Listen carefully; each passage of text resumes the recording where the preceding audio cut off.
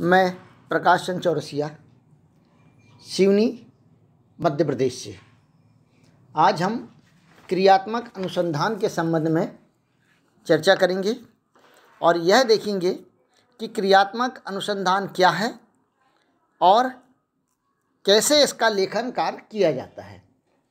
प्रशासन ने क्रियात्मक अनुसंधान के लिए अनेक प्रयास किए हैं।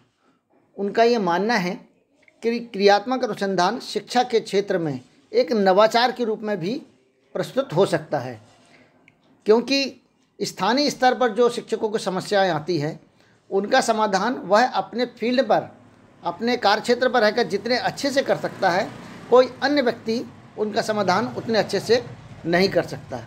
यही कारण है कि प्रशासन ने प्रतिवर्ष एक्शन रिसर्च या क्रियात्मक अनुसंधान का प्रशिक्षण आयोजित किया है और बहुत सारे लोगों को प्रेरित भी किया है। तो आइए आज हम इसके संबंध में विस्तृत चर्चा करें और देखेंगे कि शिक्षा क्रियात्मक अनुसंधान क्या है। क्रियात्मक अनुसंधान, अगर हम इसकी बात करें तो अंग्रेजी भाषा का शब्द रिसर्च से लिया गया है, जिसमें री का अर्थ होता है पुनः एवं सर्च का अर्थ होता है खोजना। इस तरह पुनः खोजने की जो प्रक्रिया है वो क्रियात्मक अनुसंधान कहलाती है। जब हम एक्शन करते हैं तो वह एक्शन रिसर्च हो जाता है। रिसर्च में जब हम एक्शन करते हैं तो रिसर्च हो जाता है। इसे ही हम हिंदी में क्रियात्मक अनुसंधान या क्रियात्मक शोध के नाम से जानते हैं। क्रियात्मक अनुसंधान का अभिप्राय सामान्य तौर पर अगर हम देखें तो क्रियात्मक अनुसंधान का अभिप्राय उस अनुसंधान से है जिसमें व्यक्ति स्वयं अपने कार्य क्षेत्र में समस्याओं का वैज्ञानिक अध्ययन करते हुए कारणों की पहचान करता है एवं उनका समाधान करता है। यहाँ पर यह बात महत्वपूर्ण है कि जो व्यक्ति क्रियात्मक अनुसंधान करेगा वह अपने कार्य क्षेत्र में ही करेगा तथा उन अपनी समस्याओं का, अपने जो समस्याएं आ रही हैं उन समस्याओं का वह वैज्ञानिक अध्ययन करते हुए उनकी कारणों की पहचान करेगा और फिर उनके निदान के लिए जो प्रयास करेगा। तो यही कहलाता है क्रियात्मक अनुसंधान। हम सभी अपने अपने फील्ड में यह कार्य करते हैं, लेकिन इसका लेखन नहीं करते और सबसे कठिन कार्य यही हो जाता है कि इसको हम लिखें कैसे। तो इसलिए आज के इस वीडियो में उसके लेखन की प्रक्रिया आपको बताई जा रही है। तो देखिएगा, क्रियात्मक अनुसंधान लेखन, इसमें सबसे पहला जो आता है वो आता है शीर्षक, जिसको हम समस्या कथन भी कहते हैं। यह जो शीर्षक होना चाहिए यह छोटा, सकारात्मक हो तथा पूर्ण हो तथा कम से कम शब्दों में स्पष्ट और सटीक हो तथा यह जो शीर्षक हो वह समस्या के रूप में लिखकर समाधान की दृष्टि में हो। अर्थात ये जो हमारा जो शीर्षक होगा वो समस्या को प्रदर्शित करते हुए उसके समाधान की ओर जाए। उदाहरण की अगर हम देखें तो जैसे विद्यार्थी में भाग संक्रिया में आने वाली समस्याएं एवं उनका समाधान, अर्थात विद्यार्थी में यदि भाग की संक्रिया समझने में कोई कठिनाई आ रही है तो उनकी समस्या, उनके आने वाली समस्या एवं उसका समाधान, ये एक उदाहरण के लिए शीर्षक हम बना सकते हैं। इसमें जो दूसरा बिंदु आता है वह आभार आता है, जिसके अंतर्गत जब हम शोध करते हैं तो इस कार्य में अनेक लोगों द्वारा या पालकों के द्वारा या साथी शिक्षकों के द्वारा हम लोगों को सहयोग प्रदान किया जाता है। और ये जो सहयोग है सामान्य जन भी दे सकते हैं, संस्था प्रधान भी दे सकते हैं, विषय विशेषज्ञ भी दे सकते हैं। इसमें हम उन सभी का इस पृष्ठ में आभार प्रदर्शित करते हैं, अर्थात उनका नाम लिखते हुए एक पेज में हम उन आभार लिख सकते हैं कि इनके सहयोग से हमने अपनी समस्या का समाधान ढूंढा और अपना शोध कार्य पूर्ण किया। तो इस तरह से ये आभार का एक पेज होता है जो शीर्षक के तुरंत बाद ही लिखा जाता है। इसके बाद आता है शब्दावली का स्पष्टीकरण।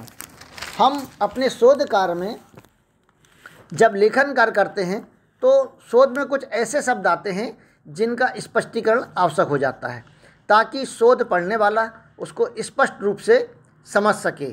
जैसे उदाहरण के लिए मैं आपसे चर्चा करूं कि हमने अपने शोध कार्य में जैसे PTA, SMC आदि इस तरह के CAC, BRC इस तरह के शब्दों का प्रयोग किया है। अब सभी व्यक्ति इनके बारे में डिटेल में नहीं जान पाते, तो यहाँ पर शब्दों के स्पष्टीकरण में हमको लगता है कि कुछ शब्द अस्पष्ट हैं या समझने के लिए उनका और स्पष्टीकरण आवश्यक है, तो इस कॉलम में हम इस शब्दों का स्पष्टीकरण करते हुए लिखते हैं। तो शोध लेखन में शब्दों का स्पष्टीकरण आभार के जस्ट बाद आता है। इसके बाद आती है अनुक्रमणिका। यह अंत में, सबसे अंत में बनती है, लेकिन शब्दों के स्पष्टीकरण के पश्चात इसको हम अटैच करते हैं, अर्थात सबसे पहले अनुक्रमणिका होती है, लेकिन यह विशेष रूप से ये बता दें कि ये सबसे अंत में बनाई जाती है। और इसका मूल उद्देश्य ये होता है ताकि कौन सा विवरण किस पृष्ठ में है उसके शोध पढ़ने वाले को कोई इसमें दिक्कत न जाए, और अगर उसे किसी पर्टिकुलर विवरण को देखना है तो वह सीधे अनुक्रमणिका से उस पर पहुंच सकता है। आगे हम देखेंगे। अब हमारा शोध लेखन का प्रथम बिंदु आता है अध्याय 1, प्रस्तावना। प्रस्तावना की अगर मैं बात करूं तो प्रस्तावना के 6 बिंदु यहाँ पर बतलाए गए हैं। इनको हम 2 तरह से लिख सकते हैं। प्रस्तावना में जो 6 पॉइंट दिए गए हैं उनमें उसे हम बिंदुवार भी लिख सकते हैं और पैराग्राफ बनाकर भी लिख सकते हैं। इस तरह से दोनों तरह से ये सही होता है, लेकिन यदि हम बिंदुवार लिखते हैं तो यह ज़्यादा स्पष्ट और सटीक होता है। अतः मेरा आप लोगों से सुझाव है कि इसे हम बिंदुवार ही लिखें तो वो ज़्यादा अच्छा होगा। अब हम सबसे पहला पॉइंट लिखेंगे पृष्ठभूमि। पृष्ठभूमि के अंतर्गत, पृष्ठभूमि में कार्य के दौरान आपने कहाँ समस्या देखी या कहाँ समस्या को महसूस की तथा समस्या की पहचान कैसे की, इसका विवरण यहाँ पर इस पृष्ठ में आता है। इसमें बिंदु के अंतर्गत लिखना चाहिए कि हमने ये समस्या, जो भी हमारी समस्या का चयन किया है, जो हमारा शोध का विषय है, उसकी हमने कहाँ समस्या देखी और उसकी पहचान कैसे की। दूसरा बिंदु आता है समस्या चयन के न्यायोचित कारण। समस्या चयन के न्यायोचित कारण अर्थात हमने जो समस्या का चयन किया है उसके वास्तव में कारण क्या है। इसमें अगर हम कारण पहचान जाएंगे तो उसके निदान के लिए भी प्रयास आराम से कर सकते हैं। तो इसमें हम जो कारण हैं कि हमने इस समस्या का चयन क्यों किया, क्योंकि समस्याएं अनेक हो सकती हैं, लेकिन हम केवल उसकी चर्चा करेंगे कि इसके वास्तविक कारण क्या है। तीसरा बिंदु होता है आवश्यकता या महत्व। आवश्यकता या महत्व, क्रियात्मक अनुसंधान की आवश्यकता क्यों है, अर्थात क्रियात्मक अनुसंधान करके हम किस प्रकार वर्तमान स्थिति में सुधार कर सकते हैं, यह ज्ञात करना। समस्या किस प्रकार महत्वपूर्ण है, इस समस्या के समाधान का महत्व क्या है, यह सब इस बिंदु में के अंतर्गत हमको लिखना चाहिए। अगला होता है उद्देश्य। पहचान से प्रारंभ करके हम समाधान, हम जो उद्देश्य लिखते हैं वह पहचान से प्रारंभ करने के पश्चात समाधान की ओर लिखना चाहिए। और इसके लिए आवश्यक है कि किसी भी कार्य को प्रभावी एवं सार्थक परिणाम प्राप्त करने के लिए यह आवश्यक हो जाता है कि इस कार्य के उद्देश्य निर्धारित कर लिए जाएं, और उद्देश्य निर्धारित हमारी समस्या या शीर्षक में सन्निहित बिंदुओं के आधार पर लिखा जाता है। अर्थात जब हम उद्देश्य लिखते हैं तो ये इस बात का ध्यान देते हैं कि हमारा जो समस्या या शीर्षक है उससे जुड़ा हुआ हो और उससे पृथक नहीं होना चाहिए। इसके पश्चात होती है परिकल्पनाएं। परिकल्पनाएं अर्थात हम कल्पना करते हैं। शोधकर्ता के समक्ष जब कोई समस्या आती है तो उसके समाधान के लिए कुछ संभावित सुझाव, समस्या के निदान कैसे होगा, इसकी संभावित परिकल्पना करता है। यह क्रियात्मक परिकल्पनाएं कहलाती है। अर्थात हमें अपनी समस्या तो समझ में आ गई, लेकिन हम इसके समाधान के लिए क्या करेंगे क्या नहीं करेंगे, ये सब संभावित इसमें परिकल्पनाओं में आ जाता है। परिकल्पनाएं 2 तरह की होती है, एक होती है लक्ष्य और दूसरा होता है कार्यप्रणाली। अर्थात हमारी जो परिकल्पना होगी कि हमारा लक्ष्य क्या है, अर्थात हमारा लक्ष्य क्या है, उस संबंध में हम इसमें लिखते हैं। इस लक्ष्य को प्राप्त करने के लिए क्या संभावित कार्य प्रणाली होगी, तो ये होगी। तो इस तरह से लक्ष्य और इसकी कार्यप्रणाली, पहली बात हमारा लक्ष्य और लक्ष्य आधारित हमारी क्या कार्यप्रणाली होगी, इसके अंतर्गत लिखा जाता है। अगला जो बिंदु है सीमांकन। सीमांकन में हमने समस्याओं के अध्ययन के लिए जिस क्षेत्र एवं शाला का चयन किया है वह हमारा सीमा होती है। अर्थात उसी सीमांकन के अंतर्गत हम मतलब यह निश्चित करते हैं कि हम इतने ही क्षेत्र में अपना शोध कार्य करेंगे। ये जो शोध कार्य होता है शिक्षक के लिए अगर मैं बात करूं तो मेरी शाला प्राथमिक शाला है, तो मेरी शाला मेरी सीमा हुई, अर्थात मैं अपनी शाला को ही अपना केंद्र बनाऊंगा और उसी में ही शोध करूंगा। अन्य शालाओं में क्या क्रिया प्रतिक्रिया हो रही उस पर मैं ध्यान नहीं दूंगा। इसी तरह अगर मैं बीएससी या सीएससी होता तो चूँकि बीएससी और सीएससी का क्षेत्र व्यापक होता है तो उसमें मतलब जिन शालाओं का मैंने चयन किया है वो मेरी सीमांकन होगी, अर्थात अन्य शालाओं पर मैं ध्यान न देकर केवल उन्हीं शाला पर अपना फोकस करूँगा। तो ये कहलाती है हमारा सीमांकन। अब इसके पश्चात हम देखेंगे अध्याय 2 कार्य पद्धति। कार्य पद्धति से आशय है हमारी इस समस्या के लिए क्या कार्य पद्धति रहेगी। तो सबसे पहली कार्य पद्धति के अंतर्गत आता है न्यायादर्श, जिसको हम सैंपलिंग भी कहते हैं। अर्थात न्यायादर्श का शाब्दिक अर्थ होता है एक छोटा सा चयनित समूह जो हमारे अनुसंधान की समस्या से संबंधित गुणों का प्रतिनिधित्व करता हो। अर्थात हमारा जो सैंपल होगा वो हमारी समस्याओं को इंगित करने वाला होगा और ये जो सैंपल होगा वो छोटा होना चाहिए। जैसे उदाहरण के लिए अब मैं बात करूं, शिक्षक के लिए अगर बात करूं तो उसकी शाला में अगर प्राथमिक शाला है तो 5 कक्षाएं होंगी, माध्यमिक शाला है तो 3 कक्षा होगी। इनमें से वह किसी एक कक्षा के किसी एक विषय के कुछ बच्चों का चयन अपने सैंपल पर कर सकता है, क्योंकि अगर वो सबका चयन कर लेगा, सारे बच्चों को अगर चयनित कर लेगा तो उसका शोध कार्य बहुत विस्तृत हो जाएगा और शोध कार्य जब बहुत विस्तृत हो जाता है तो उसके अभिलेखीकरण में अनेक प्रकार की बाधाएं आती, इसलिए हमारा जो सैंपल हो वो छोटा हो जाता है। तो इस सैंपल हमारे पूरे शोध कार्य के लिए अत्यंत ही महत्वपूर्ण होता है। तो ये छोटा होना चाहिए और पूरे हमारी समस्या को इंगित करने वाला होना चाहिए। अगला जो बिंदु है वह है उपकरण। जब हमने अपना सैंपल ले लिया और सैंपल लेने के पश्चात फिर क्या टूल्स होंगे जिसके माध्यम से हम अपनी समस्या को चिन्हांकित करेंगे और समस्या को चिन्हांकित करने के साथ साथ उनका निदान करेंगे। तो इसके लिए जो कुछ टूल्स होते हैं तो उन टूल्स का विवरण यहाँ पर लिखा जाता है और इसके अंतर्गत क्रियात्मक अनुसंधान में शिक्षक अपने कार्यक्षेत्र से संबंधित समस्या का चिन्हांकन, उनके कारण और निराकरण के लिए मुख्य रूप से कार्य करता है और प्रत्येक चरण को स्पष्ट करने के लिए एवं प्रक्रिया आगे बढ़ाने के लिए वह जिन उपकरणों या साधनों का प्रयोग करता है वह क्रियात्मक उपकरण कहलाते हैं। इसमें अगर हम आगे देखें तो ये उपकरण सामान्य तौर पर 2 तरह के होते हैं।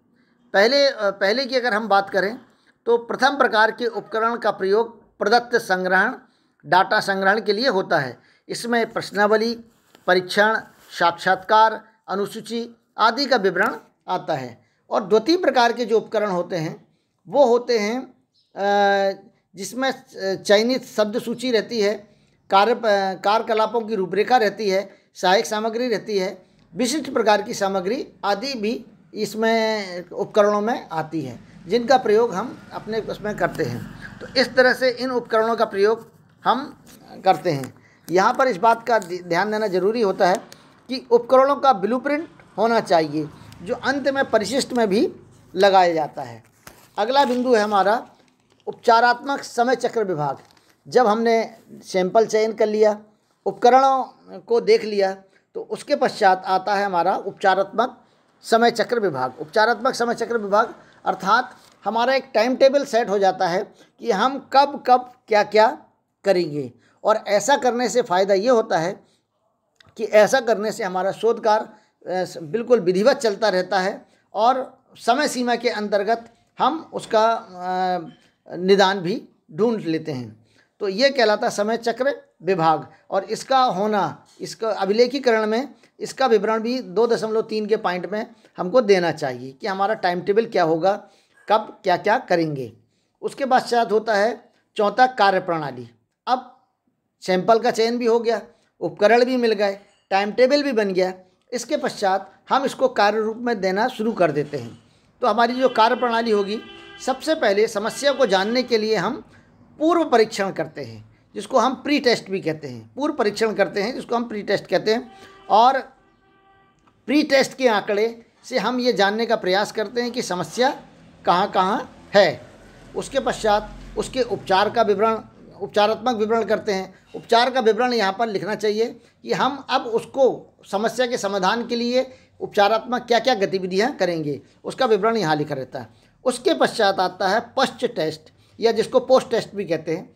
इसके अंतर्गत हम फिर ये देखते हैं कि पहले हमने कारणों को जानने के लिए पूर्व टेस्ट किया था, उसके बाद उसके निदान की प्रक्रिया की, और उसके पश्चात जब पोस्ट टेस्ट लेते हैं तो उसमें देखते हैं कि परिणाम क्या रहे।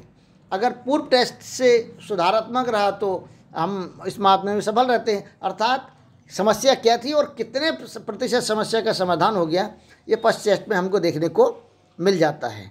आगे देखेंगे हम अध्याय 3 के अंतर्गत प्रदत्त, जिसको हम आंकड़े भी कहते हैं, प्रदत्तों का संग्रहण एवं सारणीकरण। इसके अंतर्गत जो आंकड़े रहते हैं उनका संकलन की प्रक्रिया की जाती है। आंकड़ों के संकलन की प्रक्रिया की जाती है।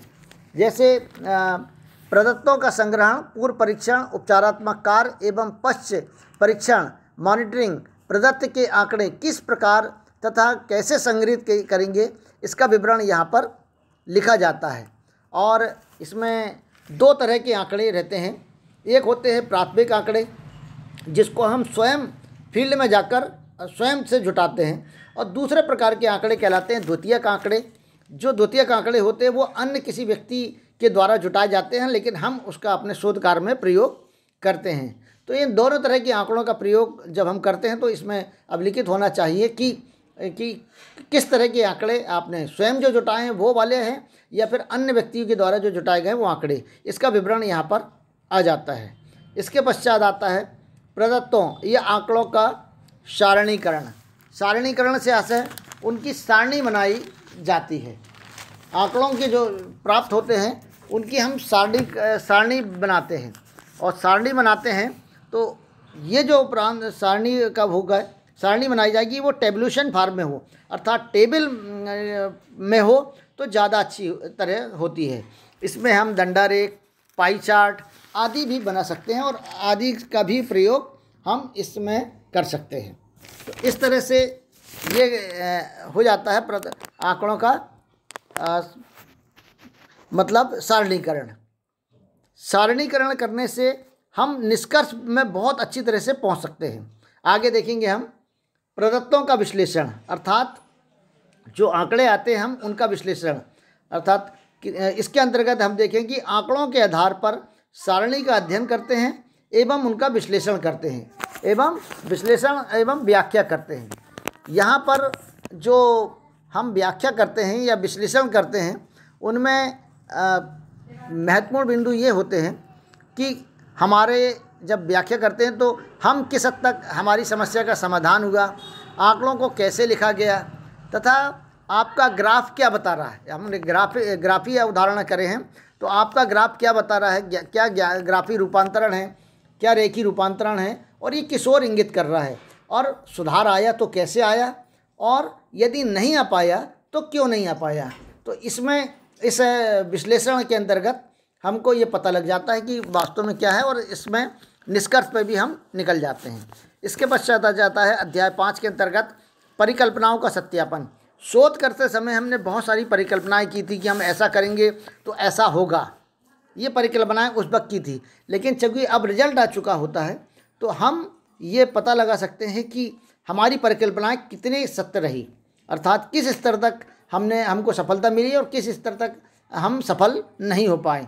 तो ये परिकल्पनाओं का सत्यापन का विवरण आता है इसमें कि हमने जो शोध के पहले शुरू परिकल्पना की थी कि हम ऐसा करेंगे तो इसमें हमको 100% सफलता मिलेगी, लेकिन अब कितने प्रतिशत सफलता मिली ये परिकल्पनाओं के सत्यापन में हमको देखने को मिल जाती है। आगे हम लिखेंगे निष्कर्ष।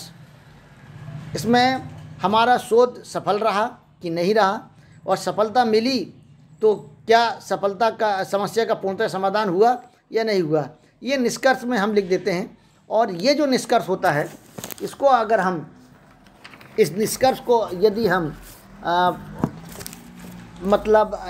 निष्कर्ष को यदि हम एक प्रतिशत के रूप में लिखें तो ये ज़्यादा सफल हो पाएगा और हम बतला सकते हैं कि हम कितने प्रतिशत सफल रहे और कितने प्रतिशत असफल रहे। इस तरह से हम निष्कर्ष में इस बात का उल्लेख कर सकते हैं। इसके पश्चात आता है सुझाव।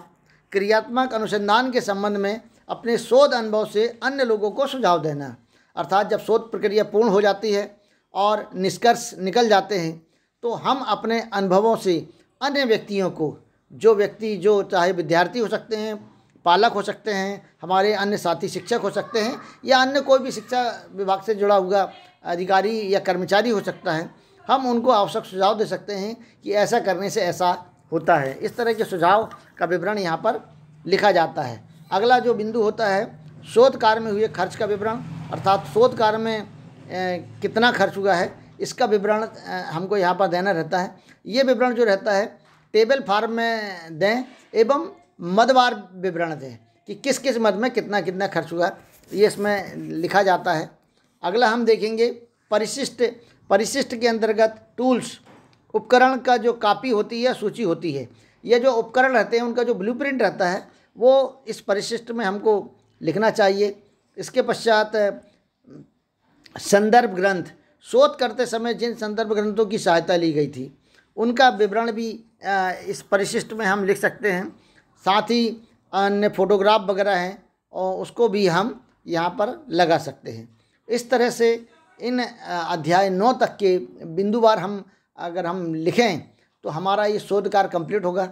आशा है कि आपको ये शोध लेखन की बिंदुवार जो है जानकारी मिली होगी और इसका लाभ आप सभी लोग ले पाएंगे। धन्यवाद।